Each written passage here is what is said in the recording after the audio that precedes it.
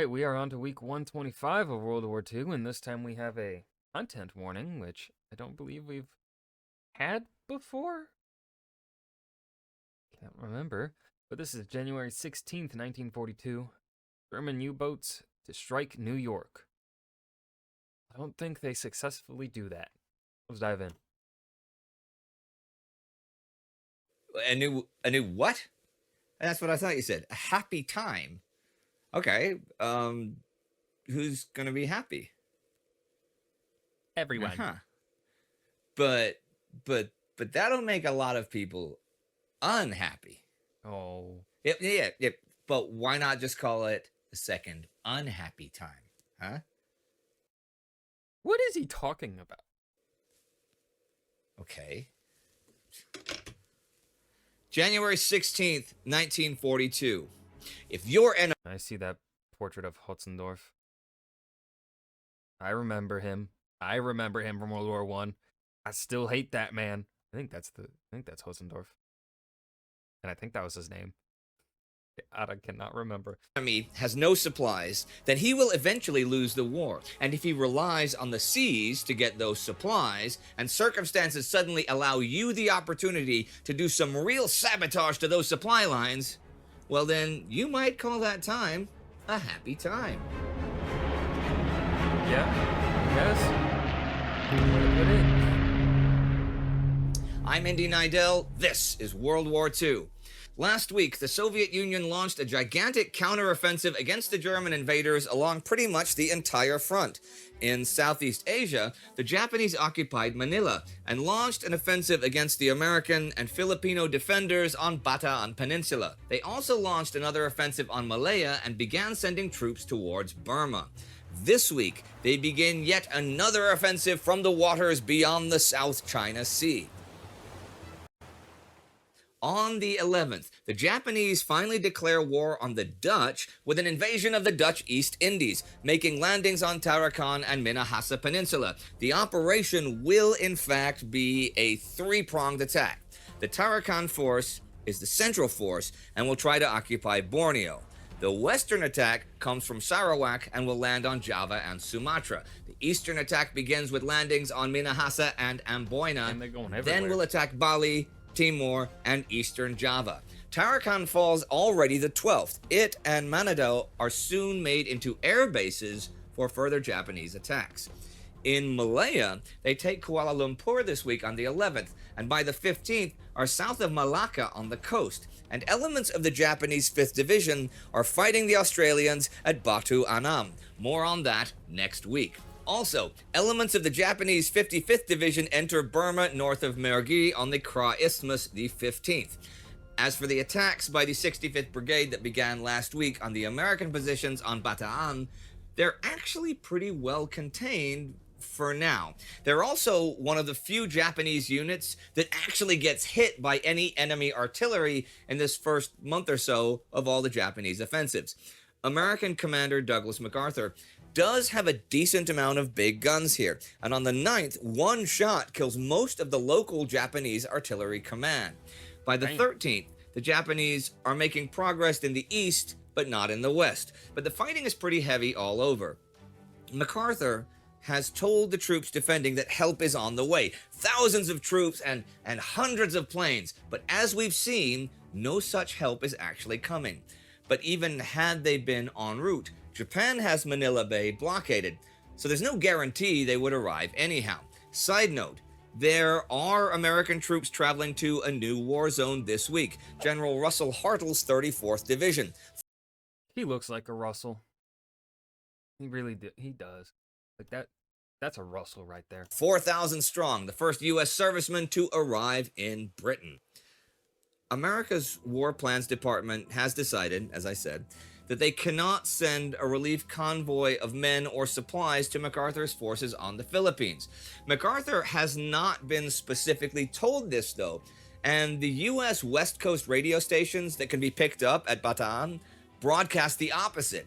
On the 10th, while touring the Abu Qai defenses, MacArthur tells some of his officers, help is definitely on the way. Oh, no. We must hold out until it arrives. But you know, it isn't just MacArthur who thinks help is on the way. Okay, so he genuinely thinks help is coming. He's not lying. Or, well, he's not knowingly lying. Okay. The American public Am I taking MacArthur aside for once? Oh no.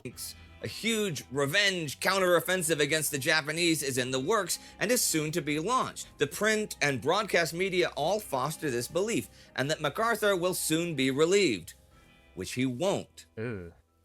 Now, on the 11th, British Prime Minister Winston Churchill returns to Washington, D.C. after a week's vacation in Florida, so he and American President Franklin Roosevelt can finish up the Arcadia Conference. But though they've agreed on a combined Allied Chiefs of Staff, they have not made any progress in reconciling the conflicting demands of the operations proposed by Britain and America. Well, they agree to send U.S. forces to garrisons in Iceland and Ireland, but that's really it. See, the real problem is shipping, or the lack thereof. They've, in general, agreed on attacking in North Africa and securing the Mediterranean. Okay, more like Roosevelt has overruled those who wish to build up force in Britain for an attack on the European continent. See, most of his advisors understand the value of North African operations in securing lines of supply and communication and giving a base for an eventual attack across the Mediterranean. But they are opposed on strategic grounds to what they see as a dissipation of force. Roosevelt favors an attack in North Africa because it's an opportunity to bring the war to the Germans now, and he thinks it is important to do that for the American people, for morale. The Arcadia Conference agrees that they will go through with some sort of plan. Okay, but here's the thing. Roosevelt. I agree with a lot of things with you, Roosevelt. But here's this thing. The Germans haven't really attacked America yet. At least not in comparison to what the Japanese have done. So, like, yeah, and you have troops surrounded, trapped on Bataan. Maybe you should get a relief force to them and strike the Japanese now. Like, yeah. I mean, I'm sure the logistical reasons make that very difficult, but still, like, I don't get that one. Plan to attack North Africa. Churchill envisions 90,000 troops being sent to North Africa, but that is not going to happen because priority has to go to maintaining and securing the Atlantic convoys to keep Britain and the USSR supplied and fighting. For his part in helping to do that, on the 16th, FDR issues Executive Order 9024, establishing the War Productions Board. Donald Nelson is its first chairman. Its job is to convert American industry from peacetime to wartime production, deal with resources and distribution, and ration things like gasoline and rubber in future. Another Allied plan for the future happens this week when representatives meet in London and announce that they will prosecute Axis war criminals after the war. Details of the killings in German-occupied Poland and Western Russia had begun to reach, and here is why there was a content warning at the start of the video, and to horrify the Allied governments, including those in exile from the very lands in which the tyranny was at its most intense. On January 13th, the representatives of 9 occupied countries, meeting in London, signed a declaration that all those guilty of war crimes would be punished after the war, whether they have ordered them, perpetrated them, or participated in them. War crimes are defined by the Geneva Conventions, and there are provisions relating to the treatment of civilians or wounded service personnel on the high seas. I mention this because Operation Paukenschlag, drumbeat, begins this week on the 13th. This will become known to the Germans as the Second Happy Time. What it is German subs beginning operations just off the U.S. coast, now that the U.S. is at war. Many in the German Admiralty do not support this, but U-boat boss Karl Dönitz gives it the go. Only his Type 9 subs can really do such long-range patrols, though.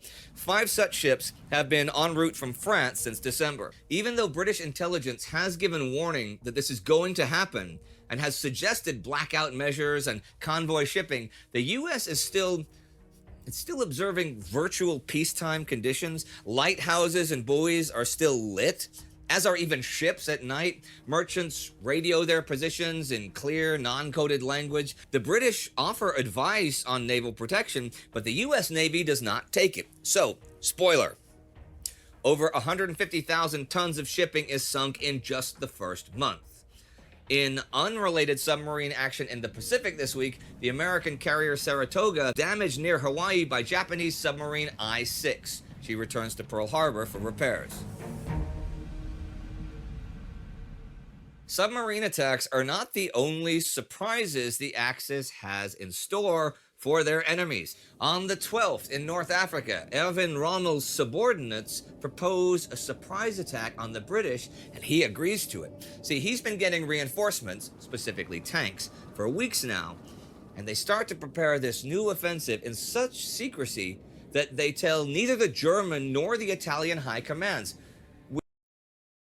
That sounds like it could be a problem. Which is likely a good thing for them, since... Oh, never mind. I guess I'm wrong. As we've seen, the British have cracked the Italian codes and some of the German You know what? Yeah, that's a good point. Completely forgot about that. ones. After pulling back a couple weeks ago, the Axis are now strongly established between Mersa Brega and Alam el Magad, and British 8th Army Commander Neil Ritchie does not have the force and the supply lines to make them go anywhere else. Ritchie's supply problems were now immense, and by late December it had become clear that pursuit by anything more than a weak British force was out of the question. He was 300 miles from his main base at Tobruk, and this, together with petrol wastage and a shortage of vehicles, increasing attacks by enemy aircraft and U-boats on British shipping, and the impossibility of using captured ports, made his whole administrative position extremely precarious. But if his is precarious, someone else's is finished. On the 16th, German Field Marshal Wilhelm von Leeb is out as Army Group North Commander and is replaced by Georg von Kuchler. Since the beginning of December, all 3 Army Group commanders have been replaced. Also, 2 of the 4 Panzer Army commanders, Höppner and Guderian, and 33 other officers with I completely forgot Guderian got ousted. Oof. divisional or higher command. This is because of their requests to make withdrawals. Adolf Hitler now totally runs military planning and decision-making. His Soviet counterpart, Joseph Stalin, is making decisions of his own this week. On the 10th, he instructs the Red Army to hunt the Germans westward without pause, force them to expend their reserves up to the spring, at a time when we will deploy fresh, major reserves just when the Germans will have no effective reserves left, so that this will accomplish the total destruction of the Hitlerite forces in the year 1942. But this is John Erickson's commentary on those instructions. As Stalin never visited the front, in spite of the many fictions that he did, and since commanders who were summoned to him had to face also his entourage, the chances of Stalin being persuaded of reality, stiffening German resistance, decimated Soviet formations, overextended fronts, dangerous multiplicities of objectives, vanished almost completely from the horizon of decision-making. In all this airless artificiality, caverned in the bunker in the Kremlin, the doctrine of Stalinist infallibility revealed in war, just as it had come to prevail in peace. But on the battlefronts, it needed more than Stalin's verbal grape shot to seep away the great iron rocks of German resistance which stood out in a Soviet sea. That was such a long sentence.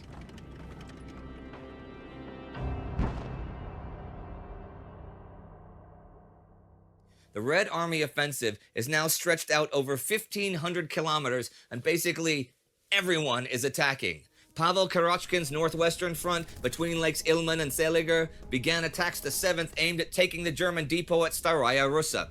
They sent out the heavy tanks, glider troops, and armored sleds carrying infantry of Morozov's 11th Army into the flank of the German 16th Army, facing stubborn resistance all week. Korochkin's other big drive began in the wee hours on the 9th, with nearly 10 divisions of Perkayev's 3rd and Yermenko's 4th shock armies heading across the ice of Lake Seliger. These were the units I mentioned the other week that had no food. They did get fed on the first day of the attack, though. Also, they have in fact trained for days without food at a time, so it's not something they can't manage if needed. If and when they capture the German supplies at Toropets, they can eat all they want. They have a feast of, well, how much do the Germans have access to, though? Like, are there really going to be that much? Is there going to really be that much food at Toropets? Yeremenko's forces drive first at Peno, the junction of German army groups north and center, and it falls, punching a hole in the German lines. Perkayev gets a bit hung up heading towards Kholm, but after a few days, they are rolling. And by late in the week, Yeremenko's fourth is driving through Andreapol, taking it as the week ends, and then making for Toropets and all of its supplies. Stavka ordered Ivan Konev to have his Kalinin front take Rzhev on the 11th or the 12th at the latest. And his units have swept around it to the west, but they will meet pretty desperate resistance. Germans here point right into the flanks of Konev's assault troops, and they are fighting to hold the Rzhev-Sychovka-Vyazma railway. If they lose that, then the German 9th Army is likely history, and indeed Rzhev and Sychovka stay in German hands the rest of the week. Georgy Zhukov's western front continues its attacks, the right wing towards Volokolamsk, the center for Mozhaysk and Gzhatsk, and then for Vyazma, and the left towards Myatlevo and Yukhnov, and then after that to reach the motorway and also make for Vyazma. Zhukov's left is to exploit the Kaluga-Belyov gap, which puts the German 4th Army in danger of being isolated. Medin falls on the 14th, but it is a great struggle to gain any ground after that. Though as the week ends, 416 paratroops land and take the Myatlevo airfield near the Medin road. They will link up with the infantry next week. The attacks in the north by Kirill Meretskov's Volkhov front begin the 13th, but make very little headway by the end of the week. In the south, in the Crimea, Erich von Manstein's 30th Corps has had to postpone attacks on Sevastopol until the situation to the east, the Soviet landings in December that took Feodosia and drove the Germans from their Kerch positions, can be resolved. So his troops make a forced march across the Crimea and attack now on the 15th, catching the Soviets in the middle of preparing their own offensive. As the week ends, the Soviets are being pushed back. And as their week ends, so does mine. A week of dozens of Soviet attacks in the USSR, dozens of Japanese attacks in Southeast Asia, the beginning of dozens of attacks at sea off the US East Coast, and plans for attacks everywhere. Attacks to resume in North Africa. Attack. Submarine attacks right off the eastern seaboard of America. The first sinking that happens this week actually happens within sight of Long Island by U-123. It will sink 7 ships before it runs out of torpedoes. Those first 5 U-boats will sink 23 total in just weeks. And the U.S. does not have many ships really suitable for convoy escort work. Got to be pretty maneuverable, got to stay on station for long periods, got to carry a lot of depth charges, got to travel pretty slowly. But the Atlantic is Britain's and the USSR's lifeline for American supplies. If the Germans can cut that off, or seriously damage it, happy time indeed. The US was brought actively into the war by the Japanese attack on Pearl Harbor 6 weeks ago. Damn, 6 weeks. You didn't see our 10-part real-time coverage of the... And I will not. That is just too much for me. And this was week 125 of World War II, January 16th, 1942. German U-boats to strike New York. I don't think that's going to go through. Yeah, this was another kind of boring week, not gonna lie. I'm trying to think of when the next like real excitement will be, or maybe there'll be stuff to talk about. Probably the siege of Stalingrad. Stalingrad's probably the next big thing that I can think of off the top of my head. Well, which comes first, the Battle of Midway or Stalingrad? I don't know. One of those. One of those is my guess as to what the next big thing will be. But yeah, on to the next one.